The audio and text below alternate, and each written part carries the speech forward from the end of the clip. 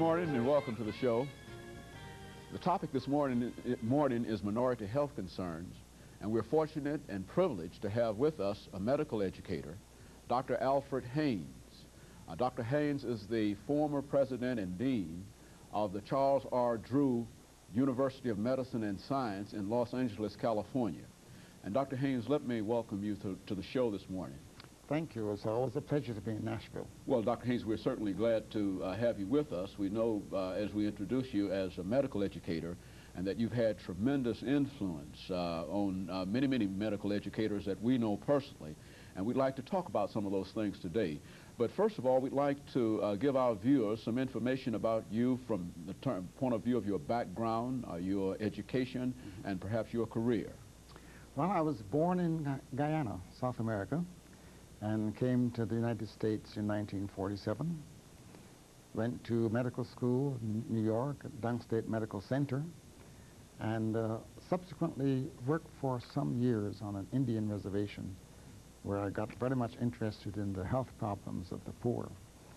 Subsequent to that, I taught at the University of Vermont and at Johns Hopkins University in the area of international health, including being a visiting professor in India and Africa and other parts of the world. Subsequently went out to Los Angeles to assist in the development of the Drew Postgraduate Medical School. And from there I moved on to subsequently being the president, and about a year ago I retired as being the director of the Cancer Center, which position I took over after being the president of Drew. Very good. And Dr. Haynes, you've tremendous experience in terms of medical education, and what we like to do, as we indicated earlier, is to talk about some of those experiences. Right. You are familiar with the underserved in a real sense, having had an opportunity, as you indicated, to work on an Indian reservation and in India and whatnot. But let's talk about one of the major institutions that we have to deal with here in Nashville. We know that you're here for a conference, and at the same time, we also know that Meharry Medical College is very dear to you. Oh, yes. And let's talk about exactly your relationship with Meharry Medical College. Well, about 1968, I began to be very much concerned about the health problems of black people in general. And at that time, I did a special study of black physicians in the United States. You will recall that at that time about 75 to 85% of all of the black physicians who were trained in the United States were trained either at Howard University or at Meharry Medical College. So Meharry has for years been an important place for the training of black physicians throughout the United States. And it is a real, as has been referred to, a national resource. And I think people in Nashville ought to be very happy that the institution is located here. We look to Meharry now as one of the leaders of those institutions who are concerned about the health of poor people. It's not merely training black doctors, but training doctors who would have a great concern for the underserved population. And I need not tell you that the health problems among African Americans is such that we need some special interest and concern in order to address those problems. So one of the reasons why I come to Nashville is because of Meharry, and because of the wonderful work which it has done over the years, and because of my close association with the person who is president of Meharry and has been president for some years. I think he's one of the finest people in the world. It's been just a pleasure to be associated with him in a number of activities. We have had among the schools, Meharry and Morehouse and Drew, a very close working relationship.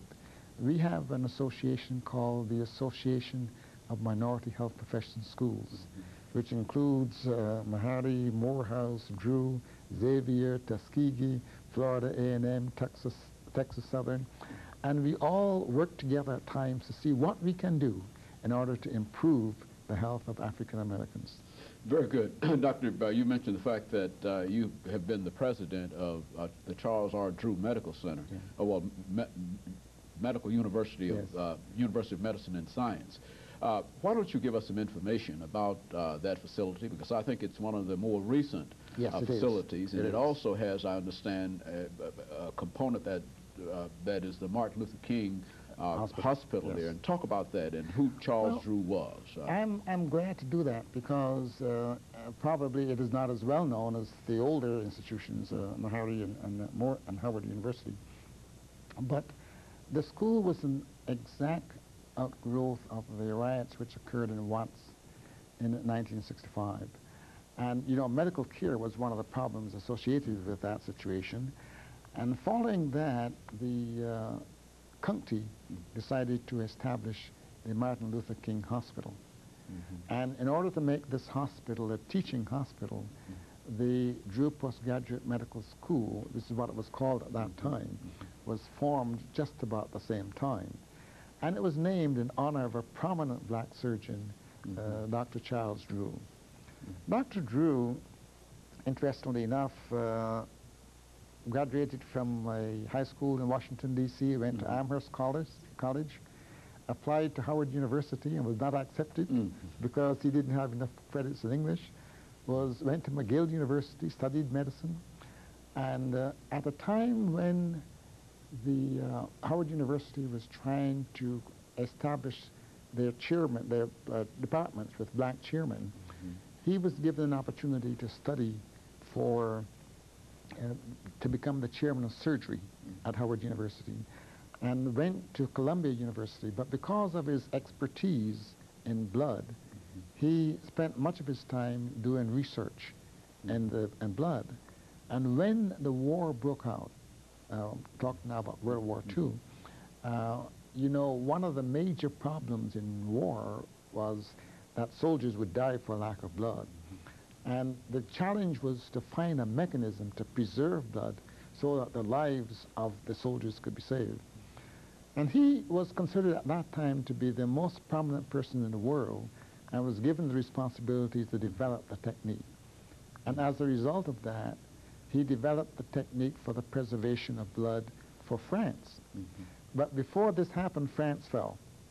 So it became a Blood for Britain campaign. And when the United States entered the war, the technique for preserving blood had all been established by him.